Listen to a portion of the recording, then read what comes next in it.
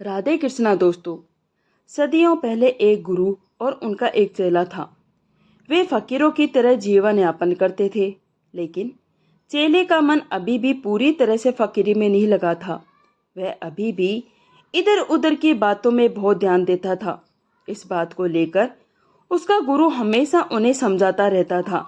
महात्मा चाहते थे एक जगह बैठने से बेहतर है घूम फिरकर लोगों का भला करना चाहिए। इसलिए वे हमेशा एक राज्य से दूसरे राज्य की यात्रा करते थे और कुछ समय ठहरकर कहते, नगरी बस्ती भली साधु चलते भले। इसी तरह चलते चलते वे एक बार किसी नए राज्य में पहुंच गए, बिल्कुल अनजान नगरी। साधु महात्मा ने चेले को नगर से कुछ खाने के लिए मांग कर लाने को कहा। चेला आज्ञाकारी था और घर घर मांगने के लिए चल दिया। कुछ दयालु लोगों ने उसे आटा दे दिया। मांगते मांगते उसके पास 2.5-3 किलो आटा हो गया। आटा लेकर वह अपनी कुटिया की ओर चल पड़ा। रास्ते में एक बहुत बड़ा बाजार था। बाजार में चलते हुए चेले की नज़र मिठाई की दुकान पर पड़ गई। लड्डू देखते ही उसका जी ललचा गया। सिर्फ अपने जी को पचाने के लिए चेले ने दुकानदार से लड्डुओं का भाव पूछ लिया। दुकानदार ने कहा, तेरे पास झोले में क्या है? चेले ने कहा, मेरे पास तो आटा है। दुकानदार कहने लगा, तो फिर एक तराजू में आटा डाल दे और उसके बदले तुझे लड्डू मिल जाएंगे, क्योंकि इस राज्य में सभी चीजों का एक ही भाव है, चाहे आटा हो या चावल हो या फिर चाहे लड्डू ही क्यों ना हो। ये सुनकर चेले को पहले तो थोड़ी हैरानी हुई और खुशी भी। उसने सोचा, चूल्हा बनाना पड़ेगा, आग जलानी पड़ेगी, फिर आटे से रोटियां बनानी पड़ेगी। ये तो बड़ा आसान काम है, बड़ा स्वाद आएगा लड्डू खाकर। उसने बड़े चाव से 2.5 किलो आटे के बदले 2.5 किलो लड्डू ले लिए और सोचने लगा, कितना बढ़िया राज्य है। राजा ने सभी चीजों का एक ही भाव कर दिया। कमाल की बात है। वह लड्डू लेकर दुकान से चल पड़ा। रास्ते में सोचता आ रहा था, आज खाना नहीं बनाना पड़ेगा। उसके मन में और भी बड़े ख्याल आ रहे थे। उसने सोचा, हो सके तो अब यहीं पक्का डेरा डालूंगा, पेट भरकर मिठाइयाँ खाऊंगा। चलते चलते वह अपनी कुटिया में गुरु महात्मा के पास पहुंच गया। चेले के मन में बड़ी उत्सुकता थी। उसने बड़े जोश से सारी बातें अपने गुरु महात्मा को बताई कि किस तरह हम एक अच्छे राज्य में आ पहुंचे। राजा ने सभी वस्तुओं का एक ही भाव कर दिया, चाहे आटा हो, चावल हो या फिर लड्डू मिठाइयाँ हो। अपने गुरु से मिन्नतें करने लगा, हम अब यहाँ पक्का डेरा डालें। ये देखो, मैं कितने सारे लड्डू लेकर आया हूँ। आप भी पेट भर कर खाओ, मैं भी पेट भर कर खाऊंगा। ये बात सुनकर गुरु महात्मा ज्यादा खुश नहीं हुए। उन्होंने कहा, ये साधुओं का खाना नहीं है। तू जीभ के स्वाद में लग रहा है, जाकर वापस कर। ये कैसे कामों में पड़ गए हो? हम तो साधु हैं, सीधे साधे जीवन वाले। चेला कहने लगा, अब मैं किस मुंह से वापस करके आऊंगा? आज ले आया, कल नहीं लाऊंगा। गुरु ने उसे बहुत समझाया कि यहाँ रहना सही नहीं है। ये दुनिया से बिल्कुल ही परे की बात है। चीजों का भाव अलग अलग होता है, इसके बिना दुनिया की व्यवस्था नहीं चल सकती। जरूर यहाँ का राजा पागल होगा या फिर मनमानी करने वाला। हमें यहाँ से जल्दी ही चले जाना चाहिए। चेले को अपने गुरु की बात ज्यादा अच्छी नहीं लगी। वह सोचने लगा, जहाँ तो बहु मुश्किल से रोटी मिलती है, वहाँ गुरु कितने कितने दिन महीने लगा देते हैं, और जहाँ अच्छा खाना मिलता है, वहाँ से जल्दी चलने की बात करते हैं। अब इससे अलग हो जाना ही ठीक है। उसने अपने गुरुजी से कहा, जैसे आपको ठीक लगे गुरुजी, पर ये लड्डू तो खा लो। गुरु ने लड्डू खाने से इनकार कर दिया और कहा, ज्यादा स्वाद वाली चीजों की आदत डालना गलत है। अपने मन की तरह अपने को भी काबू में रखना चाहिए। इस तरह गुरु महात्मा ने लड्डू नहीं खाया और जो भी थोड़ा बहुत खाने के लिए पहले का बचा हुआ था, वही खाकर गुजारा कर लिए। जब सुबह हुई तो गुरु महात्मा चेले से कहने लगे, चलो अब हमें यहाँ से चले जाना चाहिए। ये बात सुनकर चेला कहने लगा, गुरुजी, क्यों ना हम कुछ दिन यहीं ठहर जाएं? कितने दिनों बाद कुछ अच्छा खाने को मिला है, यहाँ रहकर ऐश करें। गुरुजी कहने लगे, ज्यादा ऐश आदमी के लिए बहुत बुरी होती है, ये बाद में दुख देती है। चेले का मन नहीं मान रहा था इस राज्य से जाने के लिए। जब वह बार बार जिद और बहाने करने लगा तो गुरु समझ गई ये नहीं जाना चाहता इस राज्य को छोड़कर। गुरु ने उसे जाते वक्त आखिरी बार कहा, अपना ख्याल रखना, ये राज्य भला राज्य नहीं लगता। परमात्मा तेरी रक्षा करे, पर अगर कभी कोई विपत्ति आए तो मन में याद करना, जहां भी होंगे तुझे दर्शन जरूर देंगे। अपने गुरु को अनसुना करके सिर्फ फर्ज के लिए आखिरी सलाम किया। गुरु के चले जाने के बाद चेले ने उस राज्य में रहना शुरू कर दिया। सारा दिन खाली रहना, आटा मांग खाकर उसका शरीर पहले से दुगना हो गया था, पर उसका खाने पीने का लालच अब भी कम नहीं हुआ। कई बार वह सोचता, उसने कितना अच्छा किया अपने गुरु का साथ छोड़कर, नहीं तो सारी उम्र भूखी ही रहना पड़ता। इस नगरी से भली नगरी कहीं नहीं मिल सकती थी। एक दिन उस राज्य में किसी जमींदार के घर रात के समय चोरों ने दीवार को तोड़ने की कोशिश की, लेकिन अचानक वह दीवार चोरों पर ही गिर गई और दोनों चोरों की मौत हो गई। सुबह जब जमींदार ने देखा तो वह घबरा गया। सभी ने उसे सलाह दी इस बात की सूचना राज दरबार में दी जाए कि चोर दीवार तोड़ रहे थे और दीवार उनके ऊपर गिर गई, जिससे चोरों की मौत हो गई। जमींदार ने सबकी बात मानकर राज दरबार में ये बात बताने का निर्णय किया। जब उसने राज दरबार में राजा को हुई घटना के बारे में बताया तो मूर्ख राजा उल्टा उस जमींदार के खिलाफ हो गया। वह कहने लगा, इसके लिए तुम्हें सजा मिलेगी।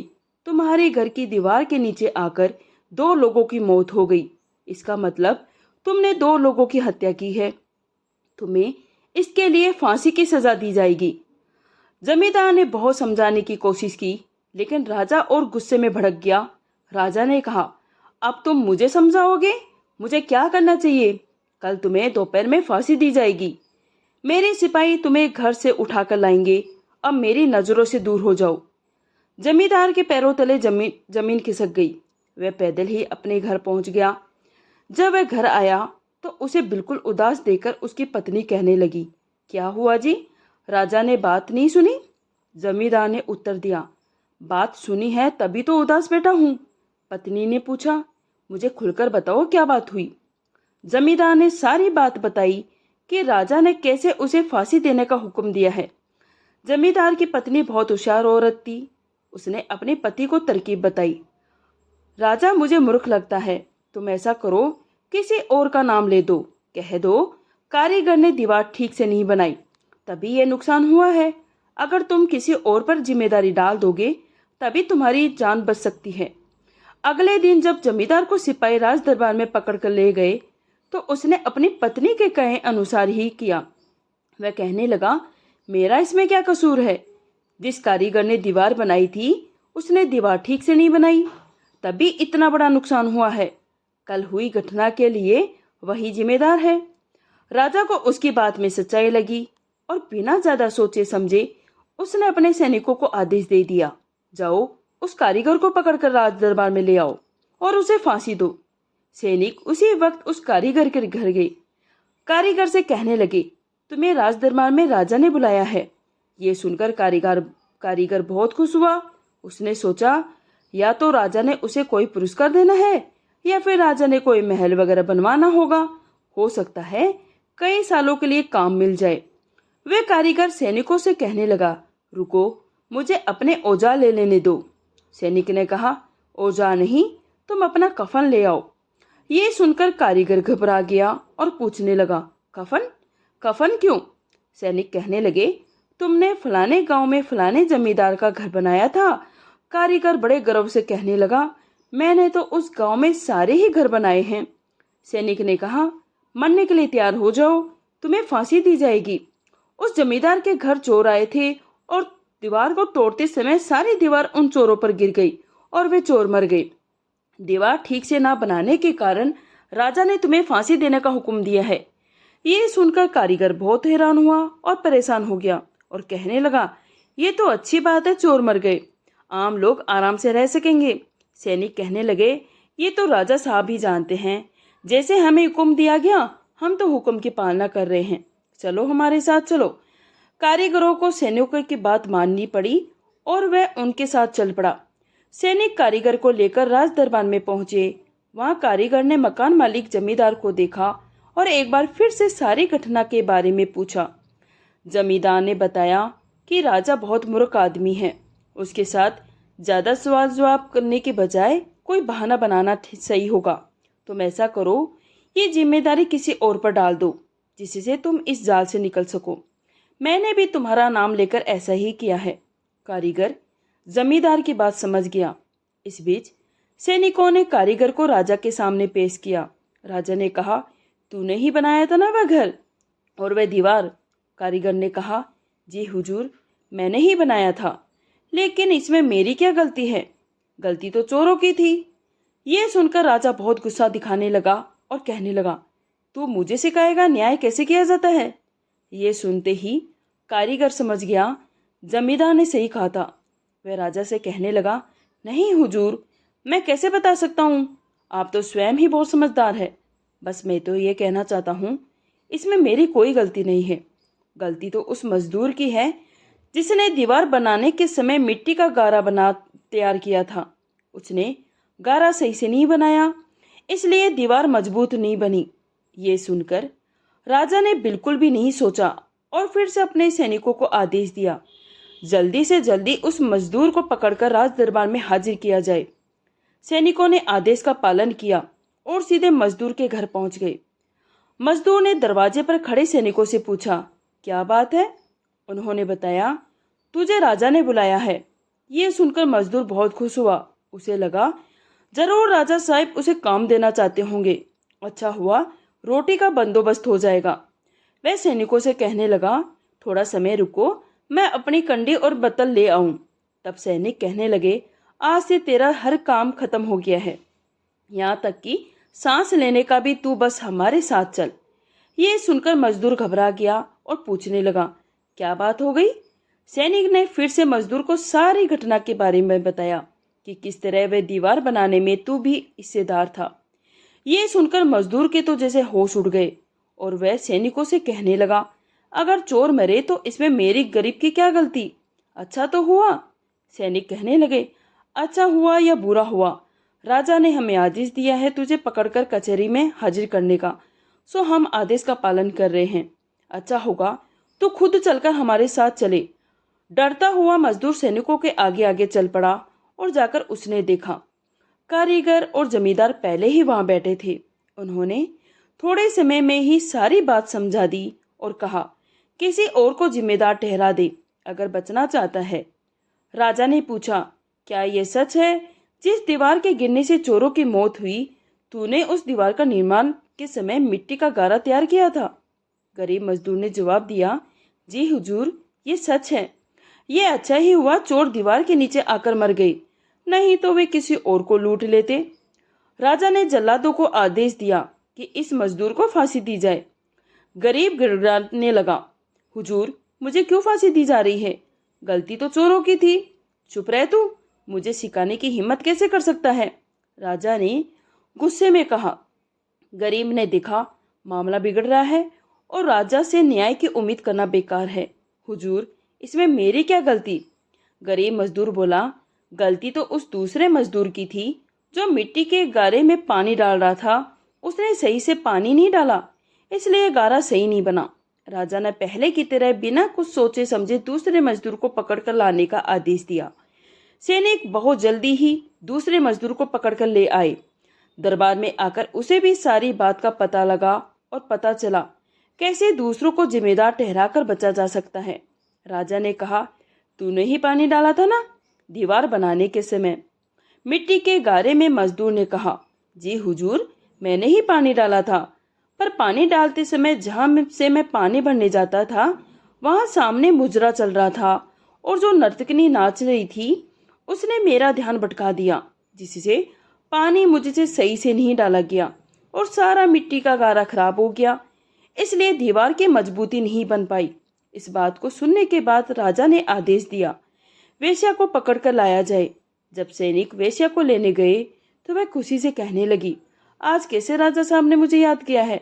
क्या राज दरबार में कोई रंगारंग कार्यक्रम है?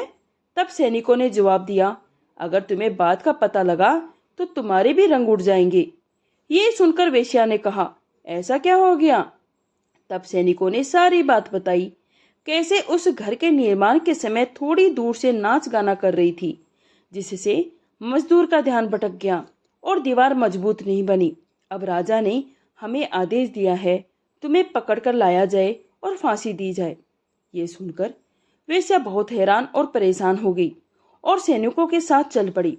जब राज दरबार में कारीगर मजदूरों से सारी बात का पता चला तो वह और ज्यादा घबरा गई। उन्होंने बताया, कैसे एक दूसरे को जिम्मेदार ठहराकर हम सब बचे हैं, तुम भी ऐसा ही करो। जब राजा के सामने उसे पेश किया गया तो वेश्या कहने लगी, मेरा क्या कसूर है? राजा ने कहा, तूने मजदूर का ध्यान भटकाया था, जिससे दीवार मजबूत नहीं बनी, इसलिए तुझे फांसी की सजा दी जा रही है। ये सुनकर वेश्या ने वजीर की ओर एक उंगली उठाकर इशारा किया। वजीर वेश्या के पास आया और वेश्या से कहने लगी, अगर तू मेरी जान बचा ले तो मैं तुझे रुपए दूंगी। वजीर कहने लगा, मैं तुझे बचा लूंगा, पर एक बार तुझे फांसी के तख्ते तक जरूर जाना पड़ेगा। ये सुनकर वेश्या फिर घबरा गई और कहने लगी, अब मेरी जान तेरे हाथ में है, कृपया मुझे बचा लेना। वजीर कहने लगा, तू निश्चित रहे, मैं तुझे खुद बचा लूंगा। राजा ने वजीर से पूछा, क्या बात चल रही है? वजीर ने कहा, वेश्या कह रही है मुझे माफ कर दिया जाए। राजा ने कहा, इतने बड़े गुनाह के लिए कोई माफी नहीं है, और जल्लादों को आदेश दिया कि वेश्या को फांसी दे दी जाए। जल्लाद वेश्याओं को पकड़कर फांसी देने के लिए ले गए, लेकिन फांसी का तख्ता नीचे था और वेश्या लंबी थी। जल्लादों ने वेश्या को फांसी पर चढ़ाने की पूरी कोशिश की, पर उसके पैर हमेशा जमीन को छूते रहे। जल्लाद राजा के पास आकर बोले, जहाँ पन्ना वेश्या बहुत लंबी है, उसके पैर जमीन पर टिके रहते हैं, हम किसी तरह उसे फांसी नहीं दे सकते, क्या करें? राजा गुस्से से बोला, इतनी छोटी छोटी बातों के लिए तुम मुझसे पूछते हो? अगर वेश्या लंबी है तो क्या तुम चौराहे पर जाकर कोई ऐसा आदमी नहीं ढूंढ सकते जिसका कद छोटा हो? क्या तुम्हें इतनी छोटी सी बात भी समझ में नहीं आती? जल्लाद बाहर जाकर देखने लगे तो उन्हें एक छोटे कद का आदमी आटे का बोरा कंधे पर आटे का बोरा रखकर जाता दिखा। अरे, ये तो बिल्कुल वैसा ही है जिसे राजा फांसी देना चाहते हैं। जल्लादों ने फैसला कर लिया, राजा का आदेश पूरा करना चाहिए। वे छोटे कद वाले आदमी को पकड़कर फांसी के तख्ते पर ले गए और छोटा कद वाला आदमी गिड़गिड़ाने लगा और चिल्लाया, मेरा क्या कसूर है? आप मुझे किस लिए फांसी देना चाहते हैं? उसी समय राजा भी फांसी का नजारा देखने के लिए आ गए।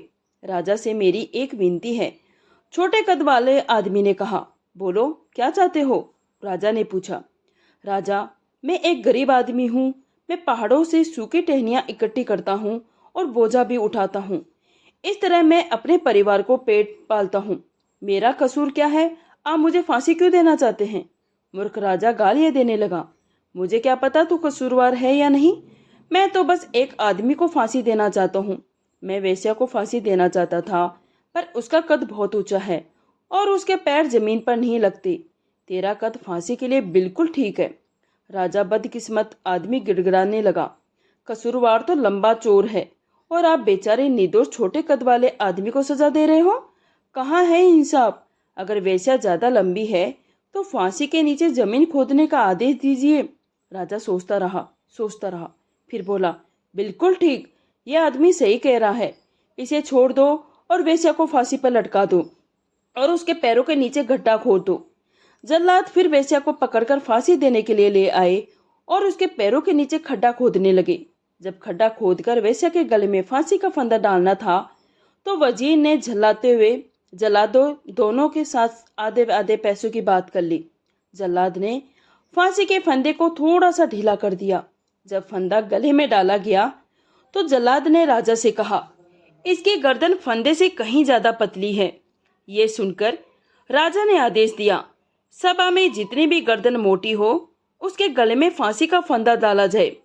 एक बार फिर राजा ने सैनिकों को मोटी गर्दन वाला आदमी पकड़कर लाने के लिए कहा। सैनिकों ने सारा शहर छान मारा, पर ऐसा कोई ना मिला जिसकी गर्दन मोटी हो। परेशान खड़े सैनिकों को एक बुद्धिमान बूढ़े आदमी ने पूछा, क्या बात हो गई, इतने परेशान क्यों हो?